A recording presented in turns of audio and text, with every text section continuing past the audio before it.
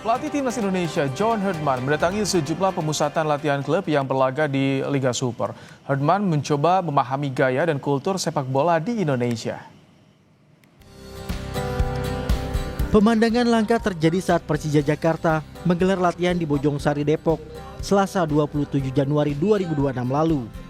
Pelatih Timnas John Herdman tiba-tiba memantau langsung sesi latihan skuad Macan Kemayoran.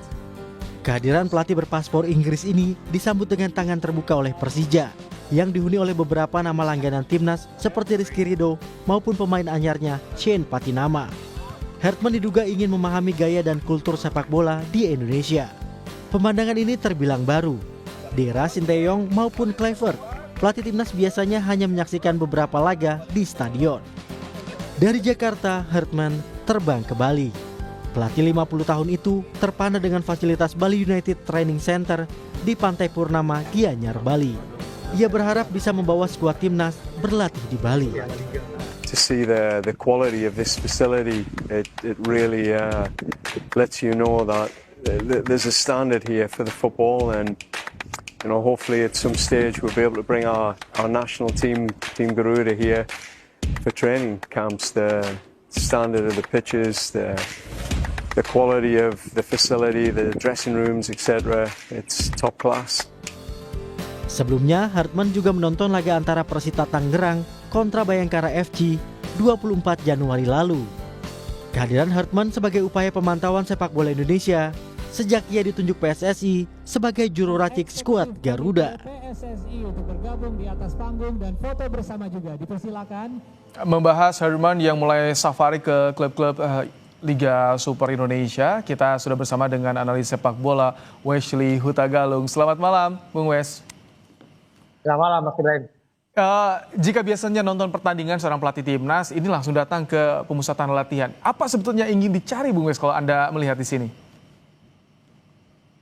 Di luar aspek teknis, ini aspek non teknis yang berbeda secara aspek komunikasi ke publik ya, bahwa dia menunjukkan hal yang berbeda jauh dari pelatih sebelumnya.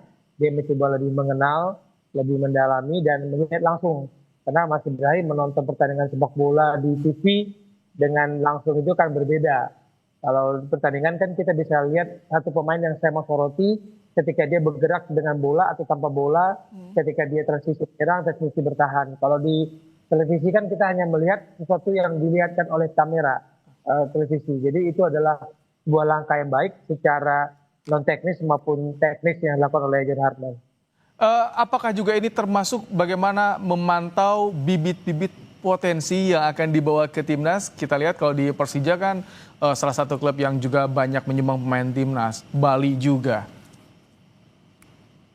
Ya, itu salah satu cara yang dilakukan memang oke. Dia melihat pertama lokasi tim yang dia tahu bahwa banyak potensi pemain tim nasional. Kemudian yang saya tahu John Herdman sudah melakukan pertemuan lewat Zoom untuk pemain-pemain tim nasional yang lokasinya berjauhan karena dia belum bisa ini, dan dia sudah menyampaikan beberapa masukan ke pemain-pemain yang lewat Zoom itu bahwa pergerakan kamu di pertandingan ini kurang begini atau kurang begini, dia sudah memberikan. Jadi paling tidak ketika diperkenalkan itu kan dia sudah mengatakan dia sudah memantau semua Indonesia di tingkat usia 17 sampai senior dan dia buktikan. Tapi yang perlu segera dibantu adalah tim kepelatihan John Herdman. Maksudnya nggak mungkin dia sendirian melakukan itu, dan kemudian kalau katanya dia akan menunggu masukan dari para pemain untuk siapa calon asisten pelatih timnas, itu ada plus minus yang pasti itu berdampak nantinya. Karena belum tentu pemain-pemain kita mengenal siapa-siapa pelatih yang pas. Jadi bagi saya memang dia harus mempunyai kriteria. Calon asisten pelatihnya adalah A, B, C, D. Serahkan kriteria itu kepada federasi. Federasi mencari pelatih-pelatih yang sesuai kriteria itu lalu memberikannya untuk diinterview dan diwawancarai. Oke, sebelum saya bicara soal ini, soal menunggu sosok asisten pelatih, tapi ketika Herdman pendekatan ke klub ini, artinya ke depan akan lebih mudah bagi klub untuk bisa melepas pemainnya untuk timnas? Nah, itu tergantung lagi kebijakan, karena musim ini kan padat sekali ya, kompetisi kita selesai itu 23 pada 24 Mei. ada FIFA Series di 23 sampai 31 Maret kita 2 kali main. Tapi ada kompetisi break juga karena puasa, karena Lebaran. Lalu jangan lupa AFF nanti ada di Juli dan Agustus. Jadi pendekatannya memang harus secepat mungkin, Mas Ibrahim, karena waktunya sangat pendek. Kalau kita tahu karakter netizen kita, karakter penggemar sepak bola kita gampang sekali kan menghakimi atas sesuatu hal yang belum tentu mereka pahami. Jadi di FIFA Series nanti bisa dibilang itu persiapan yang awal lah.